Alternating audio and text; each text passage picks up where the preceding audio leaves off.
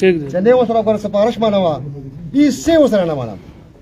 ها کو چا ماته سپارښتونه کړي هر چا سپارښت ماته بیرینګ کړي ما چاته ویلي چې به ټیک شو زه چاته په ټلیفون باندې انکار نه کوم او ګره کوم هغه چې کوم خپل راوړي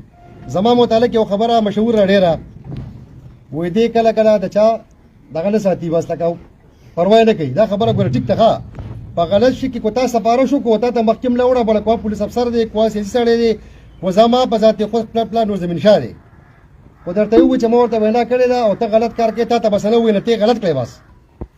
بیا د خلاصوي نشي منشيات پروش ته بکلیر کټوي ته لکه مشران یې ډاړ بشي خپل علاقو کې بوته بجماعتونه کې وای چرونه مې کړو چې توازا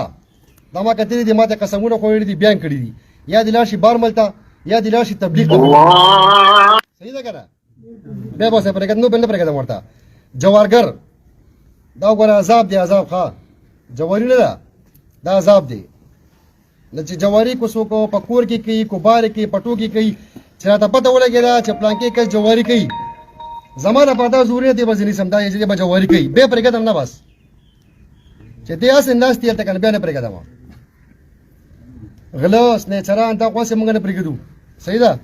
تاسو ته وایم چې مې ربانو کې کو تاسو په علاقې کې غلي ما ته اطلاع راکوي زما واتس اپ نمبر شته ارسم شته ما ته پټ راځي دا تاسو زما وعده ده چې زه خپل ګرمن څنګه لوي ما نه خپل پولیس تال وایم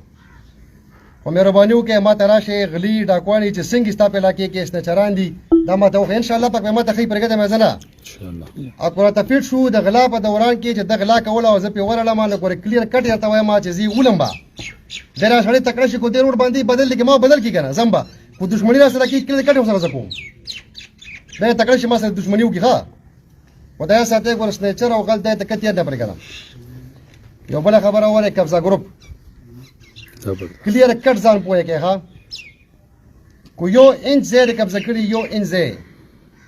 لار شاو کلیر کټ یو ته پرې دا و ورته پیټ شي په قبضه ګروپ کې پهله الله مې قسم دې خپل ځای نه اخلاص کم دوره په دغه کوم او کارونه بر سره کوم چې تا په سوچ کې نه کړی دې ما سره کم کارو چاله دې دومره زمکه اغستی کاندول مې کرامو سره کینه وته یاره دې زمکه د قبضه ګروپ او د ناجیز زمکه دې سی ساکه ته په دین باندې پويږي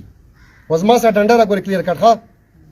بیا باندې سپارښت باندې ما دا مې څه ټول راغوختي بیا به سبا چې مون خبر نو مونته چاویر نه دي چې چا سره انچ زی انچ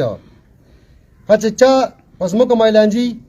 کلیر کټ ته راځي تاړې تا ما مرزا صاحب ته ویلي درخواستونه بدل اخلي اپتنی آباد اوس نه و زمانو کارونه په زمانه تړلې و ما اپتنی آباد به ان شاء الله په تاڼې کې رب العالمین ته منظوري ان شاء الله علماء کرام ته بدل لګم علماء کرام ته دا ساته ها